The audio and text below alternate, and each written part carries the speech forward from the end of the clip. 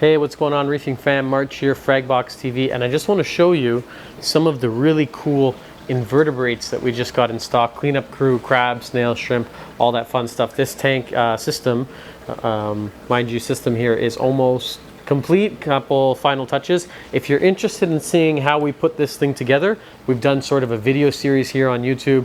I think it's 6 episodes long, but basically from just a bare bones glass tank to completion. So we show you how we built the stand, the plumbing, the finishing touches, all that fun stuff. But just to get that sidetrack out of the way, let me show you what came in, because we have some really cool stuff that we don't normally get, and it's kind of why we set up this entire system here in the first place, is so that we can house some of these weird things. Uh-oh, look at this. Let me start over here. These arrow crabs should not be together, so they are not making love. This is not a date. This is not magic fun time. These guys, one is trying to kill the other one. So let me just go ahead and separate these things so then I can talk to you about them before we end up with 1 arrow crab instead of 2. Okay, we separated them. I don't know if any of our viewers out there are divers or are into snorkeling, but if you do, maybe you've seen these things in the wild and you know that they can get like the size of basketballs. Like they get just really quite enormous. Sorry, I'm just trying to focus in on. They're really fun to watch eat, and the main reason why we add these to our aquariums is because they eat worms. So like if you have an infestation of bristleworms or fireworms, they got these super long pinchers that you can see right there, and they'll get into all the nooks and crannies and eat all of those worms that you may want to get out of your One of my personal favorite crabs of all time, the pom-pom crab.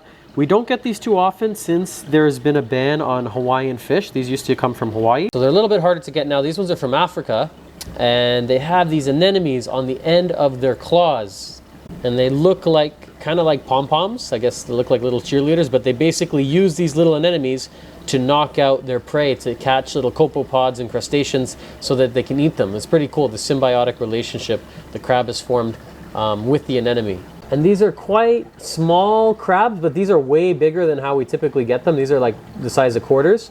Another cool thing, if they lose a nem, they'll actually frag one nem into 2 so that they end up with 2 again. So it's one of the only little crustaceans that I know that like frags the same way we do animals so that they can survive. It's kind of cool. This thing looks like a tarantula. I don't like handling them. It's a decorator crab. Oh, sorry, man, to piss you off. I just want to show our viewers here how gross you are. I don't know how natural selection, if you prescribe to that idea, decided that this is what crabs should look like. He's gross, but he's really cool actually. And over here we have a orange, I think it's called an orange sponge decorator. Sorry, let me just focus in. This is a pretty cool, he's actually so ugly he's cute. Kind of like you, Diggs. Mr. Diggs is so ugly that he ends up being cute. Haven't had these in forever. This is a horseshoe crab. To be honest, I don't know too much about the care requirements for them. This is the 2nd or 3rd time we've ever had them in the store, and I'm not really sure what he's doing right now. If you know, maybe you can comment below. I'm gonna go and do my research and homework before I pretend to know more about this thing than I do. But it's really fascinating to watch. Maybe it's getting too much flow. Maybe he wants a rock to hang on to. I don't know, he's acting silly here, but really cool. These are like some of the oldest things. This one is pretty cool. It's like the arrow crab, except it's called a frilly arrow crab. So it's kind of like if an arrow crab and a sponge decorator had a baby. It's got all these sponges that it picks up. It'll grab more later on as it finds them and pieces of macroalgae, and it kind of like dresses itself. Okay, I really don't know what this thing is doing. These are emerald crabs, and these are red emerald crabs, both very powerful algae eaters. We usually recommend these if you're dealing with some sort of hair algae or any algae really. If we have plugs that are kind of covered in algae, sometimes we'll just take them and throw them in here, or like I'll show you right here what we've done. We just toss them right in there, and they'll, hermits and crabs like that will just, this will be like completely clean by tomorrow. It's a little frag of rastazoas. Oh, another favorite of mine, the white porcelain crab. They also come in blue and purple varieties, and it's just so much fun. It's almost hypnotic to watch these guys eat. Let me see if I can find something to feed them with and get a feeding response. Yeah, let's try this, some live Phyto. We do feed this to all our tanks here in the store from Reef Nutrition. Awesome product. See if they like it. Yummy. Can you guys smell it? Can you taste what's cooking in the kitchen? Not really. I guess they're not really reacting to it. That was, yeah, less than extraordinary. For hermits, we got a ton of different kinds of hermits, purple claws, some Halloweens. These are nice to help stir the sand bed with their big butts. Some purple zebras, which we don't get too often, which just happen to be on sale right now on the site. They're like 60% off.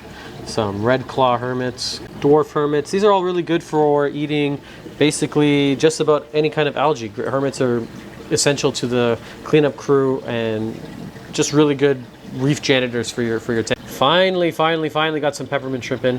Haven't had them in a long time. If you're dealing with aptasia, this is your God-sent solution to those horrible little anemones. These things, when they're hungry, will just devour aptasia. So if you're dealing with them, grab a couple of these. Just keep in mind, if you have any large wrasses, they will devour the peppermints, and they're going to turn them into a nice kind of expensive snack. These are also on sale right now. We have a ton of them. Sexy shrimp. Oh, these are quite small shrimp. They get their name from the way they wave their butts in the air, so they call them sexy shrimp. They're really cool.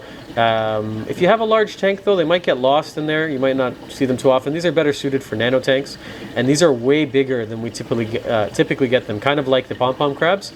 Like, they're not big to begin with, but usually they're a lot smaller than this. These ones are maybe the size of a nickel. Cleaner shrimp, awesome cleanup crew member, and they just happen to eat ick and parasites off of any fish that may be dealing with ailments. These are some coral banded shrimp. We got to keep this one alone because he's a little bit mean. And this is kind of cool though. This is a pair of gold, or almost gold or purple, but they're actually a pair, so they're not bothering each other and they're getting along nicely. Something we don't get in too often. Actually, this might be a first for us. These are some really cool sea cucumbers, so they're going to end up on the site really soon. Lots and lots of cool colors and patterns, and they just add a lot of life. They may really make your tank feel like it's the ocean. This is a very powerful detritus eater. Any leftover food, this serpent star is going to come out from the rock where it's hiding in and just eat everything. All the food that gets left over. These are awesome additions to almost any tank. The thing is, you don't see them too often. They do hide quite a bit. You'll kind of see a tentacle hanging out from the rock here or there. They're easy to keep, but when you feed, that's when he'll come out and start eating, and they're just a lot of fun to keep and have in your tank, and really useful too. These ones are nice too, the double stars. Not as useful in terms of cleaning. They'll eat some algae off the glass. They more or less just, they look nice. They're more kind of ornamental. That's the case with, you know, some of the stuff that we do sell here. Kind of like blood shrimp. You know, they're not the, oh, what happened to your buddy there? Oh, let me take him out. Oh, maybe they fought.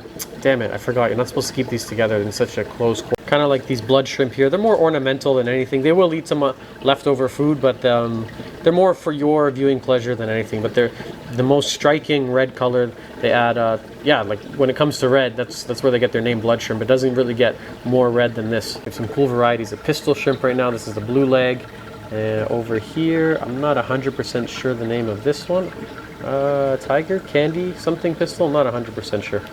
Harlequin shrimp. If you're dealing with an infestation of those Astrina starfish, or you want to get rid of them if you think they're a problem, these guys only eat starfish, so they're really, really cool to add to your tank, and they're useful. Just keep in mind they're only going to eat starfish. So usually we're adding them if you're having kind of an outbreak of those Astrina starfish, and when we find them here in the store, we'll actually go ahead and throw them in here for them to munch on.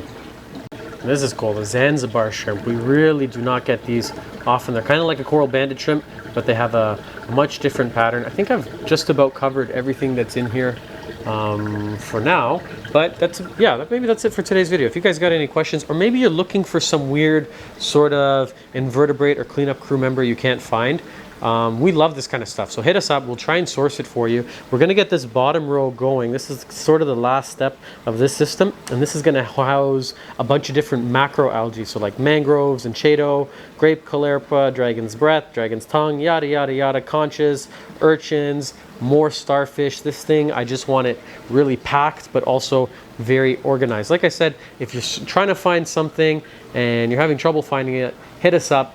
Unfortunately, I know a lot of our viewers in the US. We are here in Canada, so we cannot ship this stuff across borders. We can only serve Canadians here, but a lot of the stuff comes from the States. So hit up your local fish store and maybe they can help you find it. That's it for today's video, guys. Thank you for watching this episode of Fragbox TV.